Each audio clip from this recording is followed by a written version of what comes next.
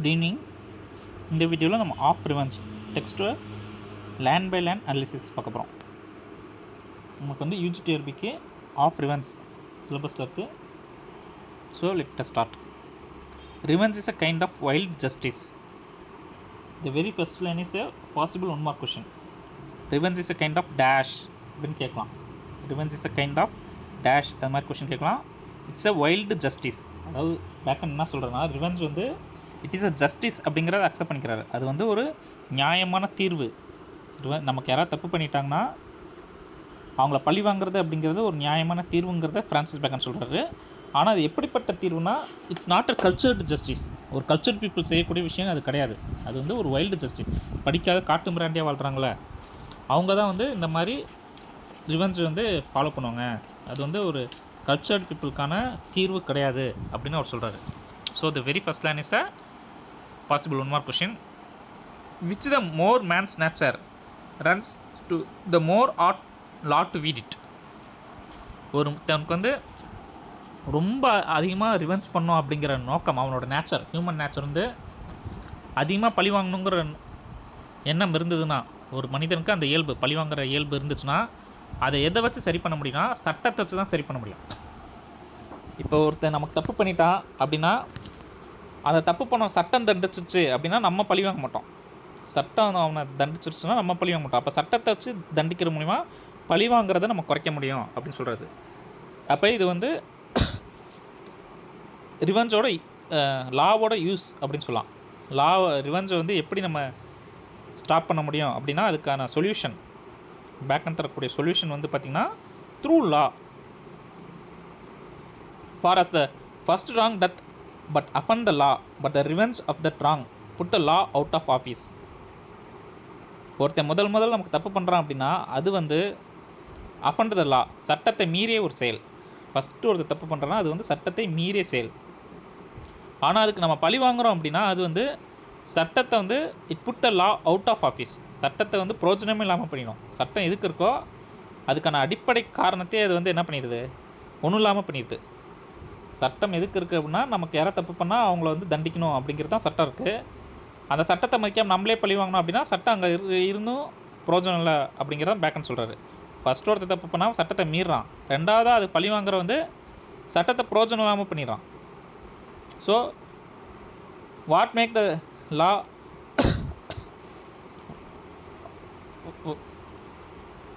What put the law out of office அந்த மாதிரி question கேட்கலாம். What put the law out of office, first wrong, revenge, இது மாதிரி options தரலாம். Revenge தான் வந்து லா வந்து அதோட அடிப்படை பயன்லேருந்து விலக்கிக்குது. Certainly in taking revenge, a man is but even with his enemy, but in passing it over, he is superior. ஒருத்தன் தப்பு செய்கிறான் அப்படின்னா அவனை நம்ம மன்னிச்சிட்டோம், அவனை பழி வாங்கினோம் அப்படின்னா அவனுக்கு ஈக்குவலான ஒரு பர்சனாக மாறிடும். அவனை பழி வாங்கினோன்னா அவனுக்கு ஈக்குவலான ஒரு பர்சனாக மாறிடும். அதுவே அவனை மன்னிச்சு விட்டுட்டோன்னா அவனோட நம்ம சுப்பீரியர் பர்சனாக மாறிடும்.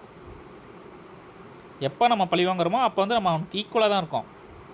பட் நம்ம பாடன் பண்ணிட்டோன்னா, அவன் நம்ம அதை பாஸ் பண்ணி போயிட்டோன்னா, அதை கடந்து போயிட்டோன்னா, அதை கண்டுக்காமல் போயிட்டோன்னா we became superior. Each and every line can be asked in objective type question.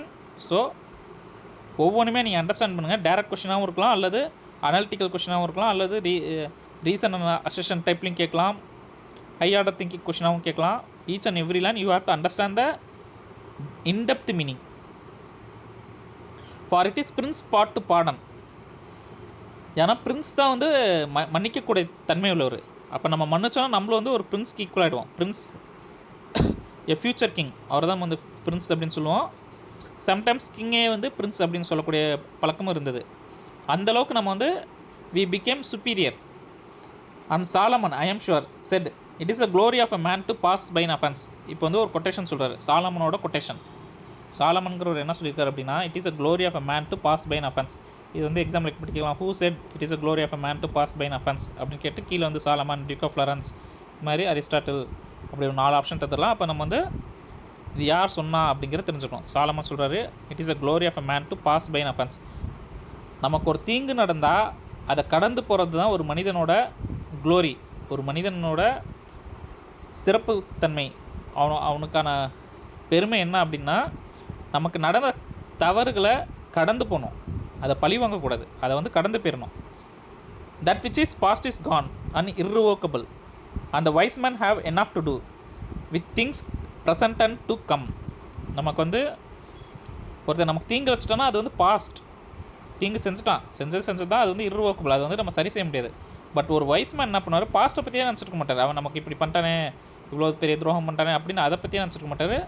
he will focus on the present and the future. ஒரு வைஸ்மேன் எப்போதுமே வந்து ஏன் ஒரு வைஸ்மேன் ரிவெஞ்ச் எடுக்க மாட்டார் அப்படின்னு சொல்லி கொஷின் கேட்கலாம். ரீசன் அண்ட் அசஷன் அண்ட் ரீசனில் கூட கேட்கலாம். ஒரு வைஸ்மேன் ரிவெஞ்ச் எடுக்காததுக்கான காரணம் அக்கார்டிங் டு பேக்கன் அப்படின்னு கேட்கலாம். ஏன்னா வைஸ்மேன் எப்பொழுதும் எதை ஃபோக்கஸ் பண்ணோன்னா, he always focuses present and the future. Therefore they do but trifle with themselves and that labor in the past matters. அதனால் அவங்க வந்து ஒரு அந்த வைஸ்மேன் வந்து நம்மளை வந்து பழி வாங்கணும் அப்படிங்கிற இதில் இருக்க மாட்டாங்க. There is no man that a wrong for wrong sake. அடுத்து பேக் என்ன சொல்கிறார் அப்படின்னா, ஒரு மனிதன் தவறு இழைக்கணுங்கிறதுக்காகவே தவறு இழைக்கிறது, அதுக்கு பின்னாடி ஏதோ ஒரு காரணம் இருக்கும். ஒருத்தர் நமக்கு துரோகம் பண்ணிட்டாலோ அல்லது நம்மளை ஏமாற்றிட்டாலோ நம்மளை கஷ்டப்படுத்திட்டாலோ அதுக்கு பின்னாடி ஏதோ ஒரு காரணம் இருக்கும் கண்டிப்பாக. அந்த காரணத்துக்காக தான் நம்மளை கஷ்டப்படுத்துகிறோம் இல்லையா. நம்ம கஷ்டப்படணுங்கிறதுக்காக அவன் கஷ்டப்படுத்தலை, நீ வந்து கஷ்டப்படணும் அப்படிங்கிறத கஷ்டப்படுத்தலை. பெரும்பாலும் நமக்கு தொல்லை தரவங்க அவங்க எதுக்காக கஷ்டப்படுத்தாங்க, to thereby to purchase himself profit. அவனுக்கு என்ன கிடைக்கலாம், ஒரு ப்ராஃபிட் கிடைக்கலாம். நம்மளை ஏமாத்துறது மூலிமா அவனுக்கு ஃபினான்ஷியலாக ஒரு ப்ராஃபிட் கிடைக்கலாம், அல்லது வேறு ஏதோ ஒரு ப்ராஃபிட் கிடைக்கலாம். அதுக்கு தான் நமக்கு துரோகம் பண்ணுறாங்க. ஆர் ப்ளஷர், இல்லை அவனுக்கு ஒரு மகிழ்ச்சி கிடைக்கலாம். ப்ராஃபிட் கிடைக்காட்டி கூட நமக்கு துரோகம் பண்ணுறதுல ஒரு மகிழ்ச்சி கிடைக்கலாம். ஆர் ஆனர், அல்லது அவனுக்கு ஒரு மரியாதை கிடைக்கலாம். சமூகத்தில் நம்மளை ஏமாற்றிட்டு அவன் முன்னுக்கு வரும்போது அவனுக்கு ஒரு ஆனர் கிடைக்கலாம். ஆர் த லைக், இது மாதிரி அவனுக்கு ஏதாவது ஒன்று அவனுக்கு கிடைக்கிறதுக்கான வாய்ப்பு இருக்குது. அதனால தான் அவன் நம்ம தப்பு செய்கிறான். அடுத்த பாயிண்ட் தான் very important. Therefore why should I be angry with a man for loving himself better than me. அதனால் பேக் என்ன சொல்கிறது, ஒருத்தர் நமக்கு தப்பு செய்கிறான்னா அவன் நம்மளை நேசிக்கல, அவனே ரொம்ப நேசிக்கிறான். அவனுக்கு ப்ராஃபிட் வேணும், அவனுக்கு ப்ளஷர் வேணும், அவனுக்கு ஆனர் வேணும்னு சொல்லி அவனை பற்றியே அவன் யோசிக்கிறதுனால தான் என்ன பண்ணுறான், நம்மளை பற்றி யோசிக்காமல், நம்ம கஷ்டப்படுங்கிறத பற்றி யோசிக்காமல் நமக்கு வந்து தீங்கு வச்சுறான். அப்படிக்கும் அவனை நேசிக்கிறாங்கிறத அவன் மேலே நான் ஏன் கோவப்படணும், அவனை நேசிக்கிறான் அதனால் நமக்கு தப்பு பண்ணிட்டான், அதுக்கு போய் நான் போய் ஏன் அவன் மேலே கோவப்படணும். அப்படி ஒரு லாஜிக் செட் பண்ணுறாரு. அவனை ரொம்ப நேசிக்கிறான், அதனால் நான் அவன் மேலே என்னை வெறுக்கிறான்னு அர்த்தம் கிடையாது. என்னை கம்பேர் பண்ணும்போது அவனுக்கு மேலே அவனுக்கு விருப்பம் ஜாஸ்தி, அதுதான் நம்ம புரிஞ்சுக்கணும். And if any man should do wrong merely out of ill nature, why it is like the thorn briar which prick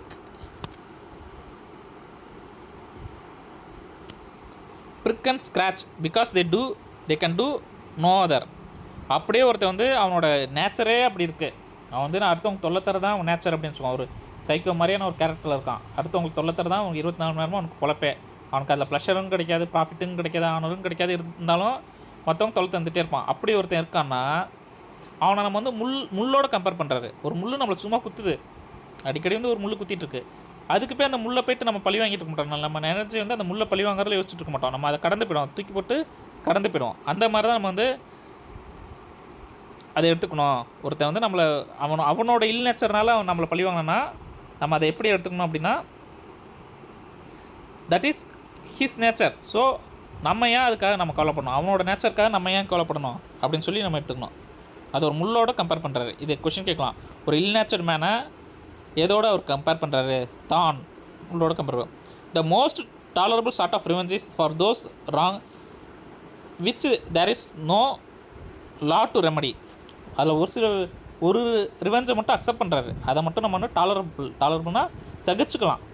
அது ஓகேன்னு சொல்ல, அதுவும் வேணாதான், இருந்தாலும் நம்ம சகிச்சுக்கலாம். சரி பரவாயில்ல இருக்கட்டும் இந்த மாதிரி ரிவெஞ்ச் அப்படின்னு சகிச்சுக்கலாம். அது என்ன ரிவெஞ்ச் அப்படின்னா, for which there is no law remedy. சட்டத்தினால் தீர்வு காண முடியாத தவறுகளுக்கு மட்டும் நம்ம வந்து பழி வாங்குறத சரி சகிச்சுட்டு போயிடலாம் அப்படின்னு அவர் சொல்கிறாரு. பேக்கன் வந்து which among the following is a tolerable revenge according to bacon அப்படி கேட்கலாம். டாலரபிள்னா சகிச்சுக்கிட்டு போகக்கூடிய ரிவெஞ்ச் என்ன அப்படி கேட்கலாம். எது அப்படின்னா, that is for wrong for which there is no legal remedy. சட்ட ரீதியாக தீர்வு காண முடியாத தவறுகளுக்கு நம்ம வந்து பழி வாங்கிக்கலாம் அப்படின்னு சொல்கிறார் அவர். But then let a man take heed the revenge be such as there is no law to punish, yields a man's enemies still beforehand, and it is 2 for 1.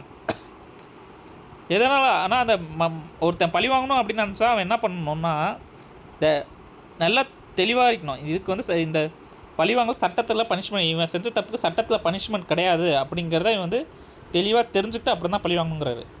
ஏன் அப்படின்னா நம்ம ஒருத்தனை பழி வாங்குறோம், அவன் நமக்கு தப்பு செஞ்சுட்டா அவனை பழி வாங்குறோம், அவனுக்கு வந்து there is 2 for 1, அவனுக்கு 2 தண்டனை கிடச்சிருமா. ஒன்று நம்ம பழி வாங்குறது தண்டனையாக போய்டும், அப்புறம் சட்டத்தினால தண்டிக்கப்பட்டனா அதுவும் ஒரு தண்டனையாக போய்டும். ஒரு தப்புக்காக அவன் 2 தடவை தண்டிக்கப்பட்டுருவான். அதனால் நம்ம பழி வாங்கணும்னு நினச்சா நம்ம என்ன பண்ணோம், சட்டத்தினால அவன் தண்டிக்கப்படலை அல்லது இதுக்கு இவனை தண்டிக்கிற சட்டம் இல்லை அப்படிங்கிற தெரிஞ்சப்புறம் தான் வந்து நம்ம பழி வாங்கணும் அப்படின்னு சொல்கிறாரு. Some when they take revenge are desirous, the party should know when it's come. ஒரு சிலர் என்ன பண்ணாங்கன்னா பழி வாங்கும்போது நான் தான் உன்னை பழி வாங்கினேன் அப்படிங்கிறத வெளிப்படையாக சொல்லிவிடுவாங்க, பின்னாடி இருந்து பழி வாங்க மாட்டாங்க. அவனுக்கு தெரியும், பாதிக்கப்பட்டவனுக்கு தெரியும், ஓ நம்ம இவங்க தப்பு செஞ்சோம், இவரும் நமக்கு பழி வாங்கிட்டார் அப்படிங்கிறது அவங்களுக்கு நல்லா தெரியும். இந்த மாதிரி விஷயத்த பேக்கன் அக்செப்ட் பண்ணுறாரு. நீங்கள் பழி வாங்கணும்னு நினச்சிங்கன்னா ஒன்று அதில் சட்டத்தில் அந்த தவறுக்கு தண்டனை இருக்கக்கூடாது, சட்ட ரீதியாக அதுக்கு லீகல் ரெமடி இருக்கக்கூடாது. செகண்ட் ஒன், நீங்கள் தான் பழி வாங்கினீங்க அப்படிங்கிறத அவர்கிட்ட சொல்லிவிடுங்க, அவருக்கு தெரியப்படுத்திடுங்க. யாரை நீங்கள் பழி வாங்குறீங்களோ அவருக்கு தெரியணும், நான் தான் உன்னை பழி வாங்குறேன், இந்த காரணத்துக்காக, இந்த தப்பு நீ எனக்கு செஞ்சதுக்காக நான் உன்னை பழி வாங்குறேன் அப்படிங்கிறது தெரிஞ்சிடும். மறைஞ்சிருந்து பழி வாங்கக்கூடாது. This is more generous. Which kind of revenge is more generous அப்படின்னு சொல்லலாம். Which kind of revenge is more tolerable அப்படின்னா for which there is no remedy, legal remedy, அதை நம்ம சொல்லிடலாம். Which kind of revenge is more generous அப்படின்னா for which the source is known to the source is known, for which the source is known. அது யார்கிட்ட இருந்து வருது அப்படிங்கிற அந்த சோர்ஸ் தெரிஞ்சுது, அந்த பாதிக்கப்பட்டவனுக்கு, அந்த பழிவாங்கப்பட்டவனுக்கு சோர்ஸ் தெரிஞ்சுதுன்னா அது வந்து மோர் ஜெனரஸ். அந்த விக்டிம்க்கு வந்து தெரியணும் எங்கேருந்து நமக்கு வந்து யார் நம்மளை பழி வாங்குறா, எதுக்காக நம்ம பழி வாங்குறாங்க. For the delight seemeth to be no so much in doing the hurt as in making the party repent. ஏன் அப்படி சொல்கிறாருன்னா நம்ம ஒருத்தனை பழி வாங்குறோன்னா அதோட நோக்கம் வந்து அவனை கொடுமைப்படுத்தி நம்ம மகிழ்ச்சி அடையணுங்கிறது கிடையாது. ஒருத்தன் நமக்கு தப்பு செஞ்சுட்டா அவனை பழி வாங்குற நோக்கம் வந்து நான் கஷ்டப்பட்டலாம் அதுக்கு பதிலாக நீயும் கஷ்டப்படு அப்படிங்கிறது கிடையாது. அவன் வந்து திருந்தணும், அவன் வந்து செஞ்ச தப்புக்கு வருந்தணும்.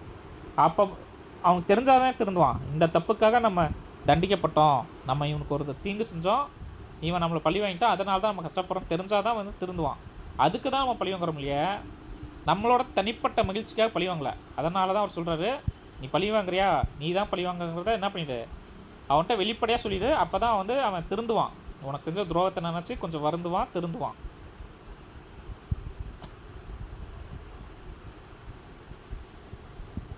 But base and crafty cowards are like arrows that flit in the dark. ஆனால் கவர்ட்ஸ், கோழைகள் என்ன பண்ணுவாங்க, பழி வாங்கும்போது அவங்க சோர்ஸை சொல்ல மாட்டாங்க, நான் தான் உன்னை பழி வாங்கன்னு வெளிப்படையாக சொல்ல மாட்டாங்க. அவங்களாம் வந்து கவர்ட்ஸ் அப்படிங்கிறாரு.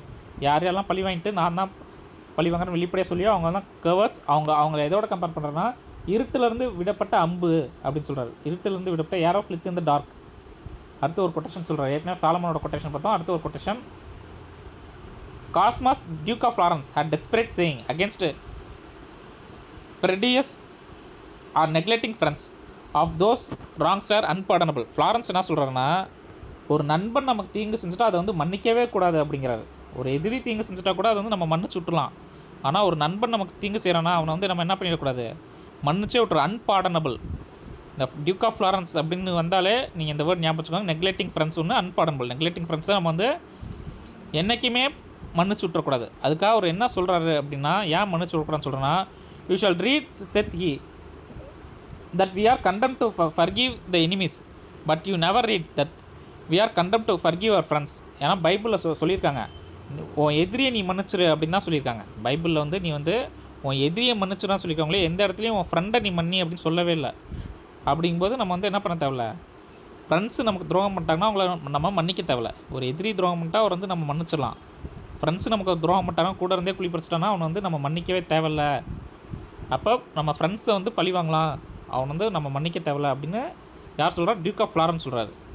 பேக்கன் வந்து சாலமனோட ஐடியாவையும் டியூக் ஆஃப் ஃப்ளாரன்ஸோட ஐடியாவையும் எடுத்து கோட் பண்ணுறாரு.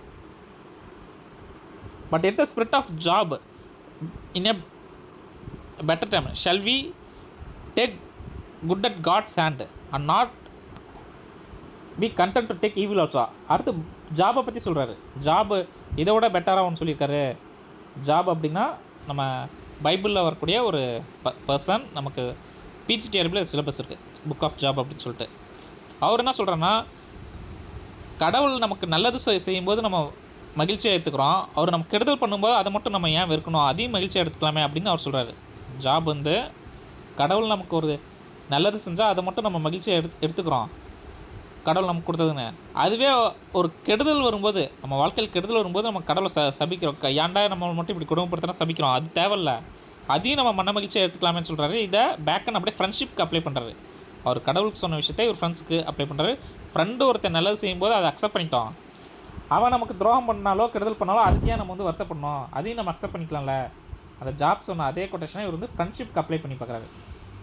And so friends in proportion, ஃப்ரெண்ட்ஸுக்கு இது அப்ளை ஆகும் அப்படி சொல்கிறது. This is certain that a man that study revenge keeps his own wound green. அவர் என்ன சொல்கிறாருன்னா, எவன் ஒருத்தன் வந்து அவன் பழி வாங்கணுங்கிற எண்ணத்தோடய இருக்கானோ அவன் வந்து தன்னோட பழி அதை வந்து ஊண்டாக கம்பேர் பண்ணுறாரு. அது வந்து நம்ம மனசில் இருக்கக்கூடிய ஒரு புண்ணு, அந்த புண்ணு ஆற விடாமல் பார்த்துக்கிட்டே இருக்குது.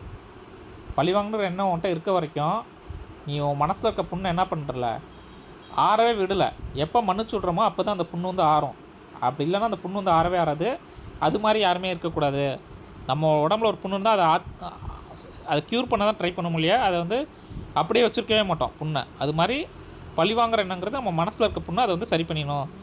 விச் அதர்வைஸ் வுட் ஹீல், அதை வந்து நம்ம மன்னிச்சுட்டாலே ஹீல் ஆகிருக்கும். ஆனால் நம்ம பழி வாங்கணுங்கிறதுனால தான் வந்து அந்த எண்ணம் இருக்கிறதுனால தான் அது வந்து ஹீல் ஆகலை. Public revenge are for most fortunate. அடுத்த ஒரு 2 கைண்ட் ஆஃப் ரிவெஞ்ச் சொல்கிறோம். ஒன்று வந்து ஃபஸ்ட்டு நம்ம ஏற்கனவே 4 கைண்ட் ஆஃப் ரிவெஞ்ச் இதில் பார்க்குறோம். ஒன்று வந்து revenge for which there is no legal remedy. அடுத்தது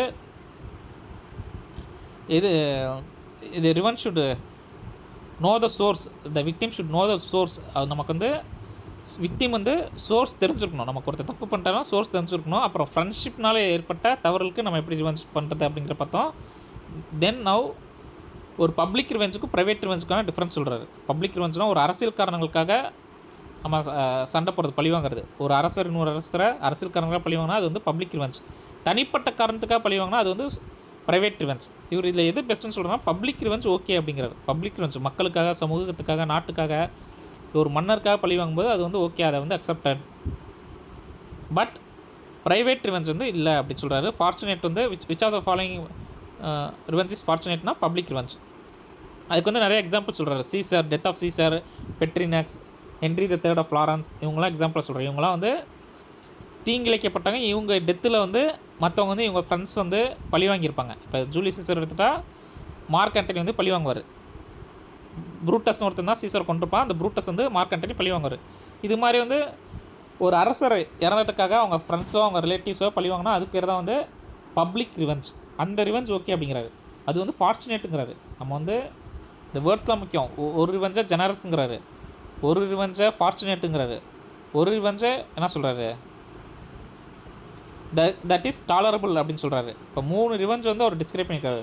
ஒன்று டாலரபிள் சொல்கிறாரு, ஒன்று ஜெனரஸ்ன்னு சொல்கிறாரு, இன்னொரு ரிவெஞ்சை ஃபார்ச்சுனேட்டுன்னு சொல்கிறாரு. எதை டாலரபிள் சொல்கிறான்னா for which there is no legal remedy. எதை ஜெனரஸ் சொல்கிறாருன்னா for which the source is known.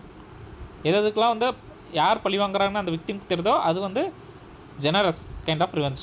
எது வந்து ஃபார்ச்சுனேட்னா பப்ளிக் ரிவெஞ்ச். அப்புறம் ப்ரைவேட் ரிவெஞ்சை பற்றி அவர் என்ன சொல்கிறார், but in private revenges it is not so. Nay, rather, inductive persons live the life of witches, who as they are mischievous, so end they unfortunate. ஒரு ப்ரைவேட் ரிவெஞ்ச் எடுக்கிறோம் பார்த்தா விச்சஸோட compare பண்ணுறாரு. இல்லை கம்பேரிஷன் இருக்குது, கொட்டேஷன் இருக்குது, definitions இருக்குது. இந்த எஸ்ஸேல எல்லாமே முக்கியம். ஏற்கனவே என்ன கம்பேரிசன் இருந்துச்சு, ஊண்டோட கம்பேர் பண்ணார். நம்ம பழி வாங்கணுங்கிற எண்ணத்தை வந்து ஊண்டோட கம்பேர் பண்ணார். அது ஒரு கம்பேரிசன் இருந்துச்சு. தென் we have lot of comparisons in this essay. அப்புறம் ஏரோவோட கம்பேர் பண்ணார். சோர்ஸ் தெரியாத பழிவாங்கலை ஏரோவோட கம்பேர் பண்ணார். ஹியர் விச்சஸோட கம்பேர் பண்ணுறேன். யார் ப்ரைவேட் ரிவெஞ்ச் இருக்கிறோம் அவங்களாம் விச்சஸ், அவங்க ரொம்ப மிஸ்யூவஸாக இருப்பாங்க, கடைசியில் அவங்களோட எண்டு வந்து இன்ஃபார்ச்சுனேட்டாக இருக்கும் அப்படின்னு சொல்கிறாரு. இதுதான் வந்து எஸ்ஏ. இது வந்து நீங்கள் வந்து லைன் பை லைன் நீங்கள் படிக்கணும், ஒரிஜினல் டெக்ஸ்ட் படிக்கணும். சின்னதாக இருக்கணும், ஒரிஜினல் டெக்ஸ்ட் படிக்கணும். அதுதான் நம்ம இப்போ பார்த்தோம். இல்லை என்ன மாதிரியான கொஷின்ஸ் வரலாம் அப்படின்னா 2 கொட்டேஷன்ஸ் இருக்குது. Solomon and duke of Lawrence அவங்களோட கொட்டேஷன்ஸ் இருக்குது. அது முன்னாடி சொன்ன மாதிரி வந்து 3 kinds ஆஃப் ரிவெஞ்சஸ் இருக்குது. Tolerable revenge, generous revenge, fortunate revenge இருக்குது. Then we have comparisons. Dark ஏரோவோட கம்பேர் பண்ணுறாங்க, விச்சஸோட கம்பேர் பண்ணுறாங்க, ஊண்டோட கம்பேர் பண்ணுறாங்க. அப்புறம் டெஃபினிஷன்ஸ் இருக்குது. அப்புறம் யூசஸ் ஆஃப் லா எதுக்கு யூஸ் ஆகுது, இந்த மாதிரி நீங்கள் சப்டைட்டில் எழுதி அது கீழே நீங்கள் வந்து பாயிண்ட்டாக நீங்கள் எழுதுனீங்க அப்படின்னா உங்களுக்கு வந்து ஈஸியாக நீங்கள் படித்து புரிஞ்சுக்கலாம். ஸோ எனி டவுட்ஸ்னால் நீங்கள் கமெண்ட் பண்ணுங்கள். தேங்க்யூ.